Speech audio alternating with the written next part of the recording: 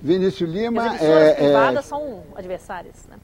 Vinícius Lima é sociólogo e jornalista, é pós-doutor em comunicação, fundador do Núcleo de Estudos sobre Mídia e Política da UNB, assessor no Senado Federal de 81 a 89 e foi um dos relatores do tema comunicação nas respectivas subcomissão e comissão da Constituinte de 87 e 88. Vinícius, tem aqui alguns temas que eu gostaria que você avaliasse, analisasse, mas o primeiro deles, e não sei também se você concorda com essa minha colocação, com essa premissa, é de que, de alguma forma, a Confecom deveria ter começado com alguma manifestação contra a censura, porque essa é uma censura que agride os empresários e agride, sobretudo, os profissionais. São os repórteres os punidos, e não apenas os empresários. Como é que você vê essa questão? Olha, Diniz, a Confecom ela tem uma sistemática muito especial para encaminhamento de debates e de propostas. Então eu tenho a impressão que não apareceu ainda, pelo menos nada sobre isso, à exceção da sessão de abertura, onde, evidentemente, aqueles que tiveram a oportunidade de falar poderiam ter falado sobre esse tema. Afora isso, até agora, boa parte do que aconteceu foi uma discussão sobre o procedimento, né? O regimento interno, que era para ter sido resolvido antes mesmo da sessão de abertura, acabou sendo resolvido por um acordo de última hora que só veio acontecer hoje no final da tarde, depois das 3h30 da tarde. Então eu acho que isso explica um pouco por que temas como esse e outros, que são temas atuais e candentes e que são objeto são no mínimo polêmicos, né? Eles não apareceram ainda no debate da Confecom, mas podem ainda aparecer. Nelson Roinef é jornalista, produtor, diretor de televisão, dirigiu os programas jornalísticos para as redes Manchete, SBT, Band, Cultura, TVE e Discovery. Especialista em novas tecnologias, é presidente do Instituto de Estudos de Televisão, IETV.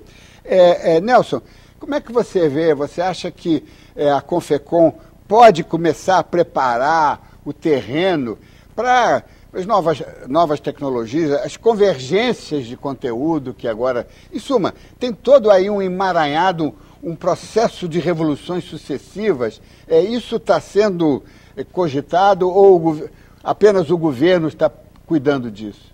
Isso poderia ter sido feito, né, Diniz? Mas muito dificilmente o será. Você vê a própria maneira como a Confecom está sendo conduzida, você vê até ajudando você e a Elvira, o Johnny Saad foi vaiado exatamente porque ele, sendo o único empresário que se dispôs a participar da Confecom, quer dizer, saiu a entidade que representava todas as outras emissoras, ficou a Abra que representava ele, mas ele passou a manhã inteira ameaçando cair fora da Confecom exatamente pelas questões de encaminhamento. Quer dizer, como Vinícius disse agora há pouco, até agora há pouco estava sendo discutido as questões de encaminhamento. Quer dizer, dessa maneira, né, da forma como é organizada, muito dificilmente a Confecom vai abrir caminho para todos esses aspectos que você abordou.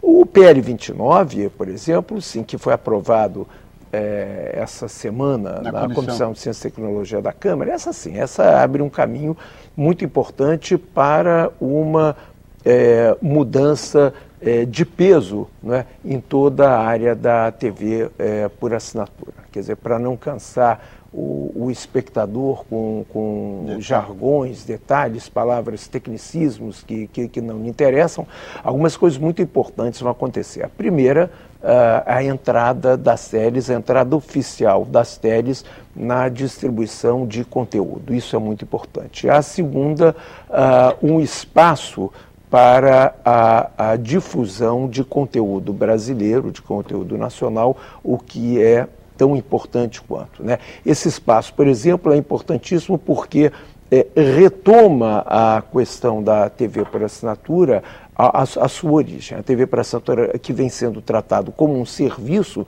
ela não é simplesmente um serviço em lugar algum do mundo. Apenas o Brasil passou a ser tratado como um serviço. Então, o PL 29, nesse sentido, vai agora em 2010 para o Senado, então ainda há um longo caminho pela frente, mas aí sim essa convergência tecnológica que você se refere pode estar sendo discutido num nível bem mais amplo. Vamos fazer uma pausa e voltamos já. Estamos de volta. Hoje o Observatório da Imprensa avalia o que está sendo discutido em Brasília na Confecom. No exterior, os meios de comunicação são fiscalizados bem de perto pelo governo e pela sociedade, como mostram os correspondentes Caio Blinder e Cílio Bocaneira. A Comissão Federal de Comunicação dos Estados Unidos, a FCC, e a Comissão de Queixas da Imprensa do Reino Unido, PCC, siglas parecidas, ilustram dois modelos de controle, supervisão, regulamentação dos meios de comunicação. A FCC americana cuida apenas da mídia eletrônica, sob o princípio de que elas operam, como no Brasil, sob concessão do governo, diferente da mídia impressa, que nos Estados Unidos só presta satisfação à justiça comum. Assim, empresas de televisão e rádio nos Estados Unidos são obrigadas a seguir padrões gerenciados pela entidade governamental, a FCC, em cima de leis aprovadas pelo Congresso. O poder regulatório da Comissão Federal de Comunicações dos Estados Unidos, ou FCC na sigla em inglês, está em uma encruzilhada histórica. O que ela deve fazer para ajudar a salvar a velha imprensa e como manter o sinal verde para inovações tecnológicas sem incentivar monopólios de comunicação, favorecer determinados setores e preservar os interesses dos consumidores. A importância da FCC é patente não apenas com esses desafios, mas diante da filosofia de mais ativismo regulatório do governo do presidente democrata Barack Obama. A FCC é uma agência independente e entre seus 5 comissários, o partido no governo não pode ter mais de 3 integrantes. Hoje são 3 democratas e 2 republicanos. O primeiro grande teste da FCC, sob o comando de Julius Genachowski, é o exame regulatório da fusão entre a gigante de cabo Comcast e o conglomerado de mídia e entretenimento NBC Universal. Aqui, deste lado do Atlântico, o Reino Unido controla os meios eletrônicos com uma estrutura parecida chamada Ofcom, mas oferece um modelo peculiar de supervisão da mídia impressa. É a Comissão de Queixas que examina reclamações contra supostos abusos de jornais e revistas. Pessoas comuns, celebridades, políticos, qualquer um pode apresentar queixa. Um comitê de 17 pessoas examina o caso, com base num Código de Ética Nacional, subscrito pelos órgãos de imprensa. A maior parte dos membros dessa comissão não tem ligação com a imprensa, é gente de representantes de diversos setores da sociedade, e é bom lembrar que se trata de um órgão de autorregulamentação, nada a ver com o governo.